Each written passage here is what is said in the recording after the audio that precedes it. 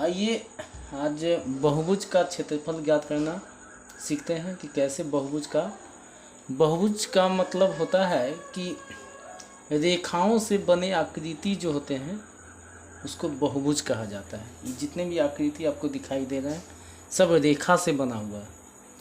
और यह मान लीजिए कि एक भूखंड है, ज़मीन का टुकड़ा भी हो सकता है। तो इस फिगर में इसका क्षेत्रफल कैसे निकलेंगे, आज हम लोग इसी की पढ़ाई करेंगे। तो सबसे पहले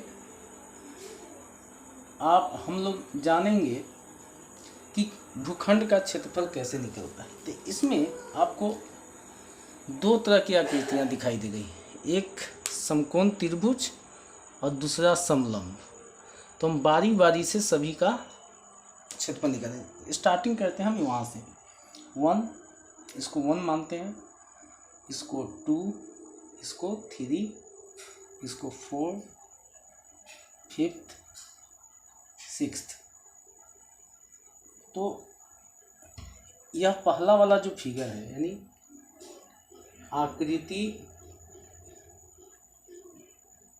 फर्स्ट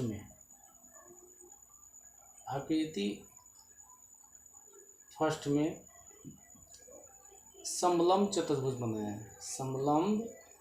समलंब चतुर्भुज का क्षेत्रफल। तो इसका फॉर्मूला होता है 1/2 आधारों का योग गुने शीर्ष लंब। तो समानांतर रेखा जो होती है वह आधार हो जाती है। तो ये दोनों आधार हो गए। और समानांतर रेखा के बीच की जो दूरी होती है यह ऊंचाई या शीर्षलंब होती है। तो समलंब चतुर्भुज जो है ये बन रहा है AGFH का क्षेत्रफल। तो इसमें आधार हो गए 30 और 10। 1/2 30 + 10 गुने शीर्षलंब यानी ऊंचाई हो गए 50। 1/2 गुने 40 गुने 50, तो यह 20 हो गया। तो यानी 1000 मीटर स्क्वायर इस भूखंड का क्षेत्रफल निकल गया। सेकेंड वाला भी आप देख रहे हैं EFHJ, ये भी समलंब है। तो इसमें भी समलंब EFHJ का क्षेत्रफल, इसमें भी सेम फार्मूला ही यूज होगा। 1/2 आधारों का योग, तो 10 और 30 हो जाएंगे। तो 10 + 30 इंटू इसकी ऊंचाई हो जाएगी 150 ऊपर है और नीचे है 50। तो 150 में से 50 घटेगा, क्या है कि हमको इतना ही ऊंचाई से मतलब है। तो 150 में से 50 घटेगा इसकी ऊंचाई के लिए। तो 1/2 ये हो जाएगा 40 गुने 100, 20 बार में गुना कर दिए तो 2000 मीटर स्क्वायर।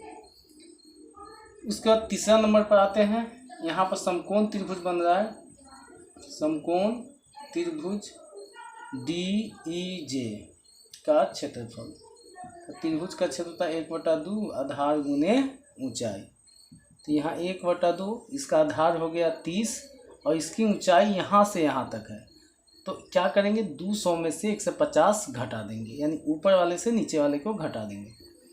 तो यहाँ हो गया 10 और 200 में से 150 घट जाएगा तो आपको 50 बचेंगे, 5। तो यहाँ हो जाएगा 250 मीटर स्क्वायर। उसी प्रकार फिर इस त्रिभुज में आएंगे, त्रिभुज DIC में का क्षेत्रफल निकालेंगे। इसका भी 1/2 आधार हो जाएंगे 20 और इसकी ऊंचाई यहाँ से यहाँ तक है। तो 200 में से 100 घटेगा, आधार तो 20 हो गए, अब 200 में से 100 घट गए तो 100 हुआ है 10, यानी 1000 मीटर स्क्वायर। उसके बाद फिर समलंब यहाँ है, समलंब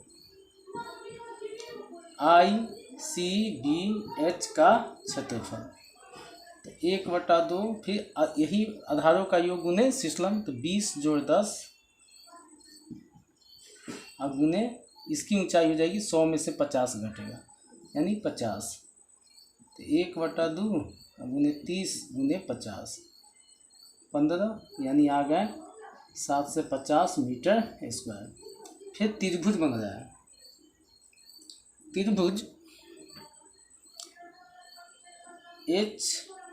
HAB का क्षेत्रफल, तो त्रिभुज में वही एक आधार गुने ऊंचाई, आधार हो गया 10, ऊंचाई हो गया 50, तो इसको काट कूट करेंगे तो ये हो जाएगा 2 से 50 मीटर स्क्वायर। इस तरह से हम छौ आकृति का क्षेत्रफल निकालिए।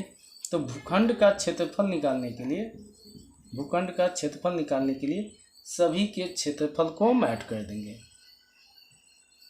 यहाँ प्रथम वाला चित्र का 1000 मीटर स्क्वायर आया, दूसरा का 2000 मीटर, तीसरा का 2 से 50, चौथा का 1000, पाँचवा का 750, छठा का 2 से 50, और सबको ऐड करके लिख देंगे। यहाँ हो गया 250, 1000, 2000, 2000, 4000, 4 5, 5250 मीटर स्क्वायर इस भूखंड का क्षेत्रफल हो गया।